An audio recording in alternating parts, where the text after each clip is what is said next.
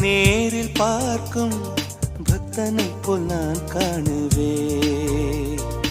ஒரு நாள் அது நடக்கும், திருநாள் என்னை அழைக்கும்.